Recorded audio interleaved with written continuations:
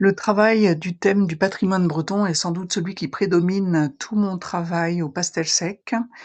J'ai beaucoup lu, je me suis beaucoup renseignée en termes d'histoire, d'écriture et de lecture, des sablières, comprendre ce que je peignais. Il était essentiel pour moi que je puisse retransmettre, au travers de mes peintures, des messages, qui soient le plus clairs possible et dont je sois capable d'expliquer pourquoi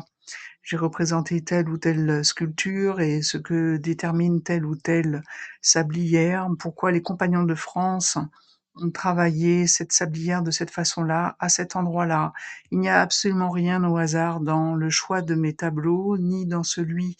de ce travail justement des compagnons de France qui ont travaillé de façon exceptionnelle pendant des siècles pour avoir un résultat qui reste encore debout actuellement.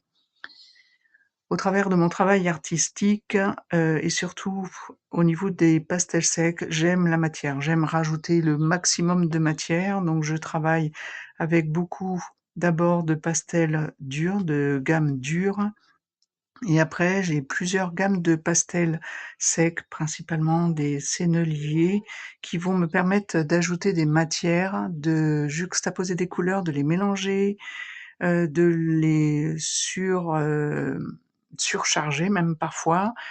J'ai certains tableaux où je me suis rendu compte que j'ai parfois 5 millimètres d'épaisseur de pastel, mais c'est moi pour moi la seule solution pour obtenir les résultats que je cherche et quand certaines personnes qui connaissent mon travail me disent qu'elles ressentent la pierre, qu'elles, sentent le bois au travers de mon travail, ben, en fait, c'est des super compliments. C'est que, l'objectif est atteint donc voilà, c'est un vrai plaisir de travailler au pastel sec et de restituer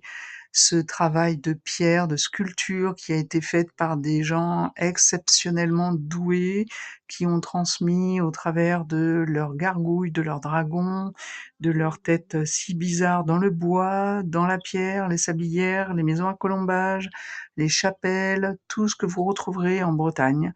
et je mets en valeur ce travail. C'est d'abord pour, faire comprendre, aux personnes qui visitent les villes, les chapelles et cetera, que rien n'est fait au hasard, que, ce patrimoine est vivant. Il est encore là aujourd'hui, actuellement.